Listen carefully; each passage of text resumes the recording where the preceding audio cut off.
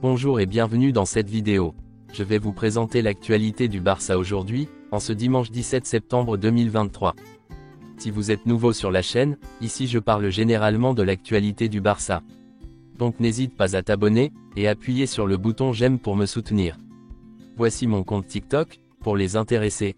Merci, et commençons.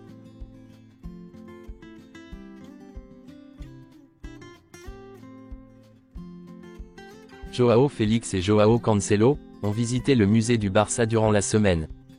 Selon une source, après la fin de la séance d'entraînement d'hier, Unai Hernandez est resté sur le terrain pour s'entraîner au coup franc. Il a marqué toutes les tentatives. Xavi s'est approché de lui et lui a dit, depuis le départ de Messi, nous n'avons pas marqué de but sur coup franc, voyons si tu es le premier. En raison des critiques formulées à l'encontre du personnel médical du Barça au cours des derniers mois, celui-ci commencera à superviser le travail des joueurs en dehors du club, l'entraînement qu'ils effectuent de leur côté.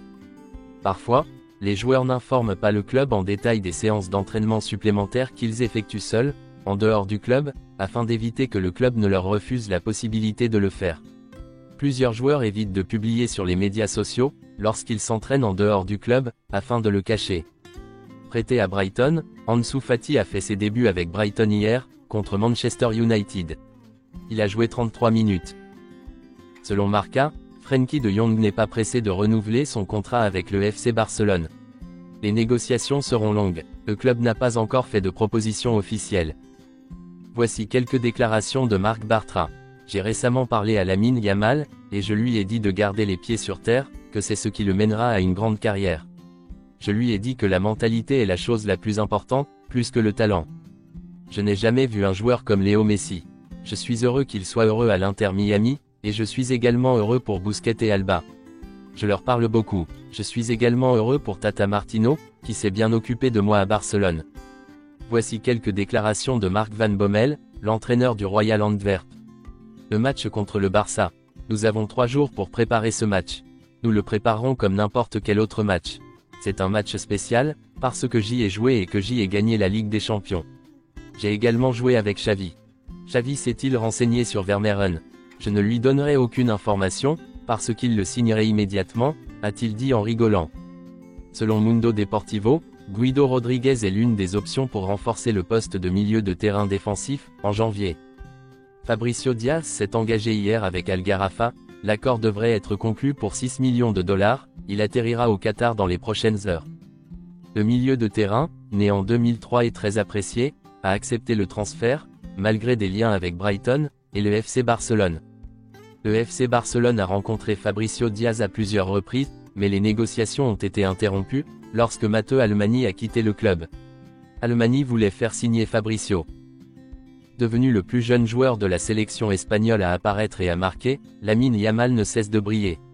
Le Barcelonais, très courtisé cet été, a rejeté l'un des meilleurs clubs au monde, prêt à tout pour l'acquérir. À l'âge de 16 ans, Lamine Yamal porte sur ses épaules l'avenir du FC Barcelone. Le jeune ailier a fait ses débuts avec les Blaugrana en avril dernier face au Betis Séville, et aujourd'hui, il occupe même une place de titulaire dans l'effectif de Xavi. Les dirigeants du FC Barcelone sont catégoriques, ils n'ont aucune intention de céder leur pépite, allant même jusqu'à dégrader leur relation avec un géant de Première Ligue. Il semblait inconcevable cet été que les Catalans se séparent de leur nouveau prodige. Cependant, Manchester City a tout tenté œuvre pour s'emparer de l'international espagnol, raconte Radio Marca. Cette tentative aurait même détérioré les relations entre les deux clubs, qui n'étaient déjà pas très stables depuis plusieurs mois. Selon Marca, Pep Guardiola a contacté Lamine Yamal cet été, pour le convaincre de rejoindre Manchester City, mais Lamine Yamal a rejeté la proposition sans réfléchir, car son désir est de réussir au Barça.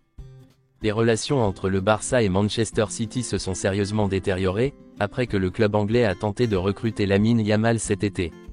Manchester City a fait tout ce qui était en son pouvoir, pour convaincre Lamine Yamal. Après Alejandro Balde, c'est au tour de Lamine Yamal d'être sollicité par Manchester City. Le FC Barcelone pourrait réaliser un joli coup sur le mercato cet hiver. Le club de Liga surveille le joueur de l'Athletic Bilbao Nico Williams, qui arrive en fin de contrat dans les prochains mois. Et si le Barça frappait un grand coup en Espagne cet hiver?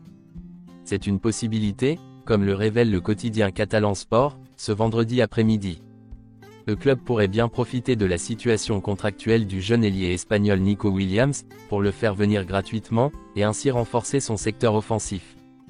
Petit frère d'Iñaki Williams, il s'est même fait un prénom depuis plusieurs mois, puisqu'il est devenu indiscutable à l'Athletic Bilbao. La saison dernière, l'ailier a inscrit 9 buts pour 6 passes décisives en 43 rencontres toutes compétitions confondues, ce qui lui a permis d'obtenir une sélection avec l'équipe nationale espagnole. Un dossier déjà bien avancé, car c'est son agent Félix Tinta, qui aurait proposé les services de Williams aux dirigeants du champion d'Espagne en titre. Avec un contrat qui se termine en juin 2024, le jeune talent de 21 ans pourrait bien quitter le Pays Basque au prochain hiver, et arriver au sein de l'effectif du Barça qui possède tout de même des arguments avec les cracks Lamine Yamal et Alejandro Balde. Voici une déclaration d'Ernesto Valverde, sur la rumeur de Nico Williams au Barça. Le Barça s'intéresse à Nico Williams. Cela arrive à tous les grands joueurs, surtout s'ils sont jeunes. Tout se calme avec le temps. Nous espérons que Nico restera longtemps avec nous. Les semaines sont très agitées à Manchester United. Ce jeudi, la direction de Manchester United a annoncé sur son site officiel dans un communiqué, que Jadon Sancho était écarté du groupe professionnel jusqu'à nouvel ordre, et ce pour des raisons disciplinaires.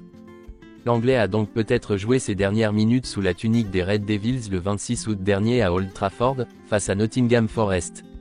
Face à cela, l'international anglais pourrait quitter le club le plus rapidement possible, à savoir au mercato hivernal, en janvier. Le Barça semble être intéressé par son profil, affaire à suivre. C'est tout pour aujourd'hui, et merci d'avoir suivi la vidéo. Mettez un j'aime si la vidéo vous a plu, et n'hésitez pas à vous abonner, pour ne pas manquer les prochaines vidéos. Merci et à bientôt.